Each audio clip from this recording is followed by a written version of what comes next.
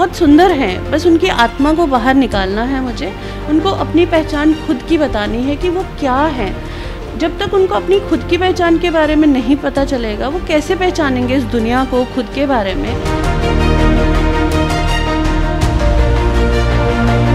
Hello and welcome. You're watching CEN News. So here is with me Miss Sandhya Gupta. She's a social activist, an entrepreneur and a lady with a big heart.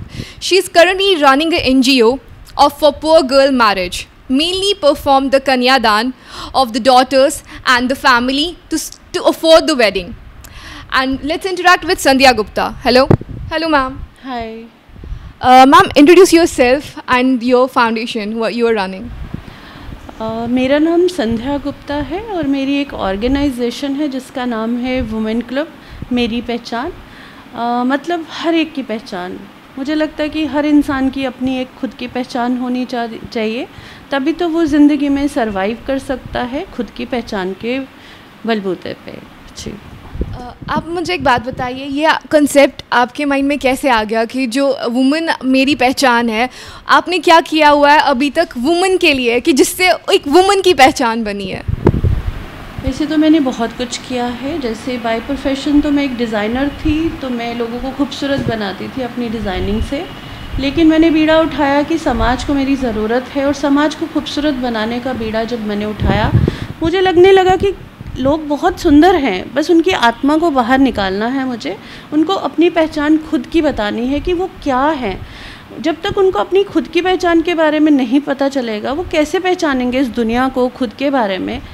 अंदर हमारे बहुत सी हलचल है, हमारे मन में, हमारे दिमाग में, हमारी आत्मा में, पर सिर्फ हम उसको पहचान नहीं पाए। और हमने जैसे उसको इंसान ने अपने आप को ढाला, हम उसी में डलते चले गए। हम अच्छे बनते चले गए, हम बुरे बनते चले गए।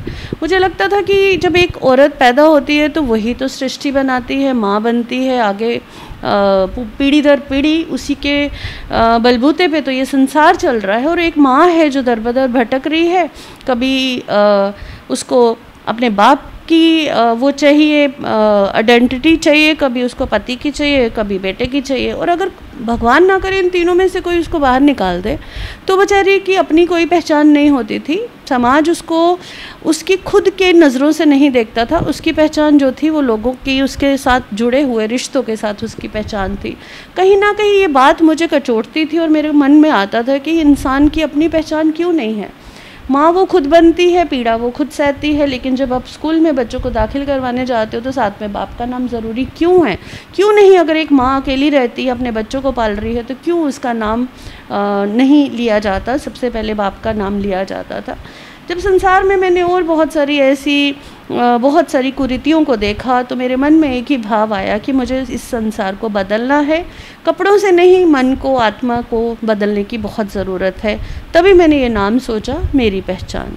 मैम, क्या बदलाव आया? और अभी तक अगर आप एक वुमेन के रिलेटेड एक NGO खोला हुआ है आपने, जिसमें जो वुमेन का है वो एक बहुत डोमिनेटिंग रोल प्ले कर रही है, तो वुमेन के रिलेटेड आपको मतलब क्या क्या आपके रिलेटेड केसेस वगैरह आ गए? जैसे डोमेस्टिक वायलेंस के क्या क्या आपके पास केस आते थे, या क्या क्या मतलब क्वायरीज आती थी? वुमेन जो है अपना क्या लेकर आपके पास आती थी अगेंस्ट डोमेस्टिक वायलेंस की बात करें, या किसी ज़ाति की बात करें, डाउरी की बात करें?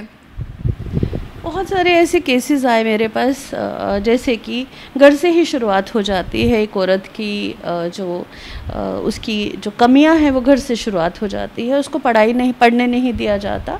भेदभाव जो था वो घर से स्टार्ट होता था। लड़कों को आगे पढ़ने के बाद आगे भी जॉब के लिए भेजा जाता था, लेकिन लड़कियों को 10 बार सोचना पड़ता था। उनको अलो नहीं किया जाता था कि लड़की है, आगे कैसे जाएगी।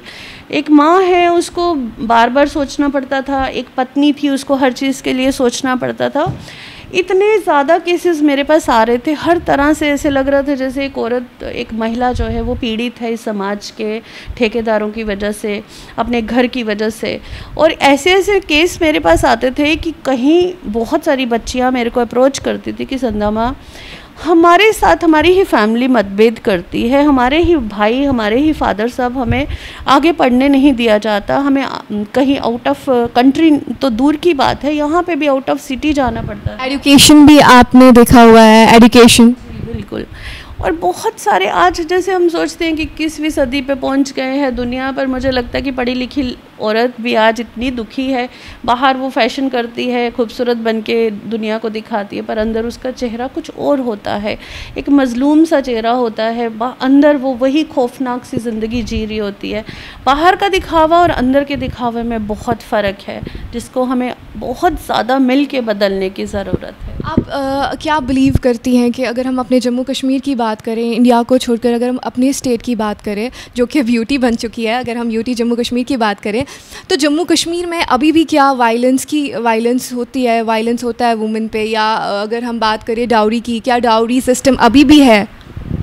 हर रोज़ होता है, हर घंटे होता है, हर मिनट होता है, रोज़ कितने फ़ोन कॉल्स आते हैं। अभी कल का ही एक हादसा है, एक औरत इतनी परेशान हो रही थी कि 18 साल के बाद उसके हस्बैंड ने उसको घर से बाहर निकाल दिया अपनी एक छोटी सी बच्ची के साथ, जिसको उसने पैदा किया 6 साल शादी के बाद। और वो भी उसका गुनाह ये था कि उसने बच्ची को पैदा किया और उसको मौका मिल गया, क्योंकि वो बहुत उसने सुनाया कि 18 साल की शादी के बाद भी उसने हस्बैंड ने और उसकी मदर इन लॉ ने उसको एक्सेप्ट ही नहीं किया कभी लाइफ में, और हर तीसरे चौथे महीने वो मायके में छोड़ आते थे, फिर कंप्रोमाइज़ होते थे, फिर उसको वापस लाया जाता था। तो मैं एक मैसेज बेटियों के माँ बाप को भी देना चाहती हूँ, उनकी फैमिली को देना चाहती हूँ कि बेटियों और बेटों में कोई फ़र्क नहीं है। अगर बेटों को की बहुओं को आप घर पर लाते हो, रखते हो, आपको लगता है कि बेटा हमारे साथ रह सकता है, बेटी क्यों नहीं रह सकती है? बेटी को आप क्यों ससुराल में दोबारा बार बार जलील होने के लिए भेज देते हो? क्या आपको बेटी रिस्पॉन्सिबिलिटी लगती है? क्या आपको लगता है कि सिर्फ इनकी शादी कराना ही आपका दायित्व है? आपने पैदा क्यों किया? बेटियां नहीं होती तो आज संसार नहीं चलता, माँ नहीं होती तो बच्चे पैदा नहीं होते। और ये सृष्टि जो हमारी बनी हुई है वो एक माँ के लिए तो बनी हुई है, और आज माँ ही दुखी है, माँ ही पीड़ा में कराती रहती है। कोई दिन ऐसा नहीं जाता जब मुझे फ़ोन कॉल्स नहीं आते, और मेरा मन जो है, मेरी आत्मा छलनी हो चुकी है ऐसे केसेस सुन सुन के, देख देख के। रोज़ महिलाएं जो हैं वो वुमेन सेल बैठी होती हैं और रोज़ मुझे फ़ोन कॉल आते हैं। मुझे बड़े दुख के साथ कहना पड़ता है कि लगता है कि जैसे एक संसार में एक लहर आती है ना कि वुमेन सेल, और वुमेन सेल में जो मैं औरतों को देखती थी उनको न्याय नहीं मिलता था, और जिनके पास पैसे नहीं होते थे वो तो रोज़ चक्कर खा के वहाँ पे बैठी होती थी, उनकी तो सुनवाई नहीं होती। और बहुत सारी ऐसी महिलाएं थी जिनके पति अगर पावरफुल हैं तो उनको वहीं पे दबोच दिया जाता था। कहीं न्याय नहीं मिल रहा है। क्या होगा इस संसार का मुझे भी नहीं पता, पर जीते जी कुछ तो बदलाव मैं भी ज़रूर करके जाना चाहूँगी। मैम, जो ये एक्सपेंसेस है जो उठा रही हैं आप हेल्प करके लोगों की, क्या आप अपने से अभी तक अपने सारे एक्सपेंसेस आप खुद उठाती हैं, या आपको फ़ंड या डोनेशन वगैरह भी लोग हेल्प कर लेते हैं?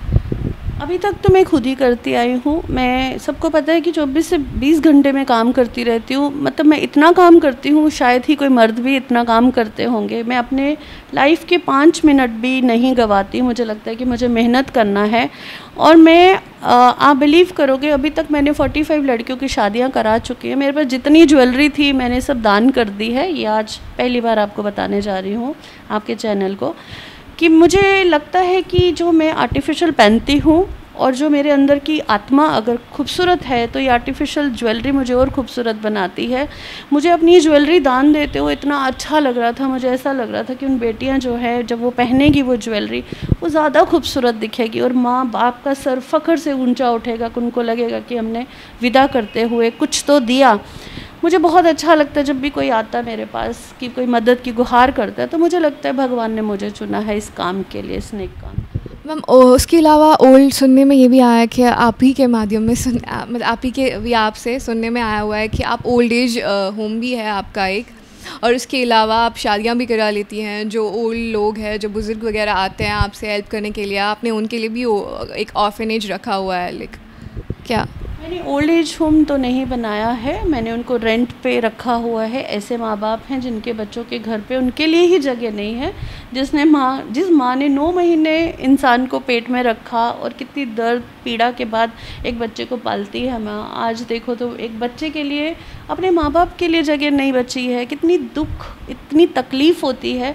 तो मैं उनकी केयर करती हूँ, मैं जितना बन पाता है मैं उनको जो भी ज़रूरत का सामान होता है वो मैं मुहैया कराती हूँ, ताकि उनको कहीं पे हाथ फैलाने की ज़रूरत नहीं पड़े। वो माएँ आपको मैं किसी दिन मिलाना चाहूँगी, वो माएँ जिनके बेटे आज इतने बड़े बड़े ऑफिसर, इतने बड़े बड़े बंगलों में रहते हैं, उनकी माएँ एक छोटी से कमरे में बर्तन मांजते हैं लोगों के घरों में, और उन बर्तन मांज के जो गुजारा करती हैं वो चंद पैसों में गुजारा करना पड़ता है। और आपको पता है उनकी एज 72 से लेके 75 ईयर्स, जिसमें जिस माँ को एक उम्मीद होती है अपने बच्चों से कि बच्चे बड़े होंगे और वो उनका कष्ट उठाएंगे, उनको पालेंगे, जो माँ की ख्वाहिश होती है। तो आज बड़ा दुख हो रहा है, मतलब मुझे ये बताते हुए भी बहुत ही ऐसे आत्मा से एक, मतलब क्या बोलूँ, एक मतलब उस माँ की पीड़ा मैं समझ सकती हूँ, जो माँ एक किराए के कमरे में रहती है। कभी कभी तो उसको खाने को भी नसीब नहीं होता होगा, पता नहीं वो अच्छा सा पहन भी पाती होगी। तो जब मैंने उन माँओं को देखा तो मेरे से बर्दाश्त नहीं हुआ, मुझे लगा नहीं, मुझे इनके लिए कुछ करना है, और मैं जब तक ज़िंदा हूँ तो मैं तो ज़रूर करूँगी। मैम अभी प्रेजेंटली आपके जो जितने भी लोग हैं जो अभी आपके अंडर है, जिनकी आप केयर टेकर हैं, कितने लोग होंगे अराउंड अभी इस टाइम पे? 1000 से ऊपर लोग हो चुके हैं जिनकी मैं केयर टेकर हूँ, जिसमें डिसेबल्ड बच्चे होते हैं, ब्लाइंड बच्चियाँ हैं, बूढ़े माँ बाप हैं, यहाँ तक कि जम्मू कश्मीर का पूरा यूथ है जिनका कैरियर जो है, जिनको कुछ भी ज़रूरत होती है किसी भी चीज़ की, तो उनको पता है कि संध्या माँ है हमारी। और मैं बड़े प्यार से, मुस्कुराहट से, ऐसा लगता है कि जैसे मेरे पैदा किए हुए ये सारी बच्चे हैं जो आज मुझे माँ बुलाते हैं और ये हक समझते हैं मेरे ऊपर, और मेरे ऊपर कोई रिस्पॉन्सिबिलिटी नहीं है। मेरे बच्चे वेल सेटल्ड हैं, मेरे को अगर भगवान ने चुना है तो मुझे मेहनत उनके लिए करनी है। कल को अगर किसी बच्चे का कैरियर बन जाता है, किसी माँ का मैं दुख दर्द अपना लेती हूँ, किसी बच्चे को मैं अपना लेती हूँ। और बहुत सारे ऐसे हैंडीकैप बच्चे थे जिनको मैंने ट्राईसाइकिल वगैरह लेके दिए, और मैं लोगों से भी रिक्वेस्ट करती हूँ, बहुत सारे लोग आजकल मदद करने लगे हैं, मेरी हेल्प करते हैं, मैं उनका आप अपनी डिटेल्स फ्लैशबैक हम करवा लेंगे, आप अपनी डिटेल्स दे सकती हैं इफ़ यू वांट। और मैं उन लोगों का भी तहे दिल से शुक्रिया अदा करती हूँ कि जो बहुत सारे लोग ऐसे हैं जो हेल्प करते हैं, और उनकी वजह से आज मैं और बढ़ चढ़ के बहुत कुछ करती हूँ। मेरी जो एनजीओ है वो रजिस्टर भी है, और मेरी एनजीओ को 12 ATG भी मिल चुका है। और मैं उन लोगों से भी कहना चाहूँगी कि अगर आप मेरी एनजीओ को हेल्प करना चाहते हो, आज तक मैंने ये वर्ड कभी यूज़ नहीं किया, आज पहली बार यूज़ कर रही हूँ क्योंकि मेरे पास 12 ATG है। अगर वो मेरे इसको क्लब को कुछ पैसे डोनेट करते हैं तो एक तो उनका पैसा वाइट होता ही होता है, ये मैं मतलब एक क्लियर बात कर रही हूँ। मैं ज़्यादा से ज़्यादा उन लोगों की मदद करना चाहती हूँ। अभी भी मैं कोविड में मैंने डॉक्टर से बात की, ये जो गांधीनगर हॉस्पिटल है, मैंने उनसे रिक्वेस्ट की जैसे ही कोविड शुरू होगा, लॉकडाउन लगेगा, आप मुझे फ़ोन कीजिए, मेरे से जो भी बन पाएगा, जो पेशेंट के साथ अटेंडेंट आते हैं मैं उनकी बहुत हेल्प करती हूँ। मैं पहले GMC के बाहर मैंने लंगर लगाए, मैं जितने भी पुराने कपड़े हैं वो जाके डोनेट करती हूँ, ताकि वो नए कपड़े तो नहीं पहन पाएंगे, कम से कम हमारे अमीरों के कपड़े जिनको हम पुराने कहते हैं, उनके लिए तो वो यूज़लेस है, पर उनके लिए तन ढकने को कुछ तो मिलता है।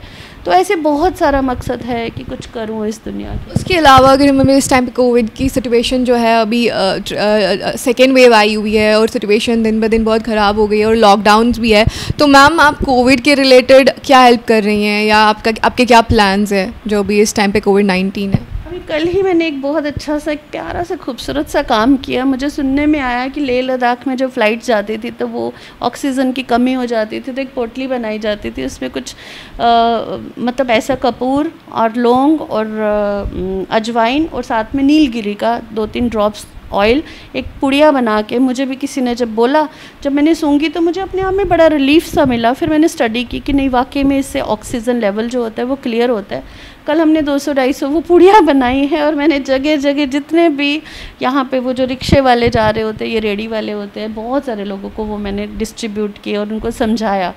अब मेरा मकसद होता है, मैं जैसे भी पुलिस वाले होते हैं, लॉकडाउन लगेगा, मेरे घर के बाहर ही इतनी ट्रैफिक होती है, पुलिस वाले होते हैं, मैं उनको चाय नाश्ता भी पूछती हूँ कि चलो ये बेचारे भी हमारे भाई हैं, पता नहीं कुछ खाया नहीं खाया, तो पता नहीं अब मैं क्या करने वाली हूँ और मुझे खुद भी नहीं पता होता। जो दिल को सुकून मिले मैं वो कर लेती हूँ। Okay, thank you. Thanks for being here, ma'am.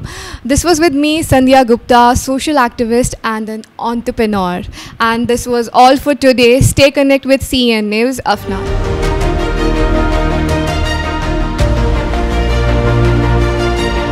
लोग बहुत सुंदर हैं, बस उनकी आत्मा को बाहर निकालना है मुझे, उनको अपनी पहचान खुद की बतानी है कि वो क्या है। जब तक उनको अपनी खुद की पहचान के बारे में नहीं पता चलेगा, वो कैसे पहचानेंगे इस दुनिया को खुद के बारे में।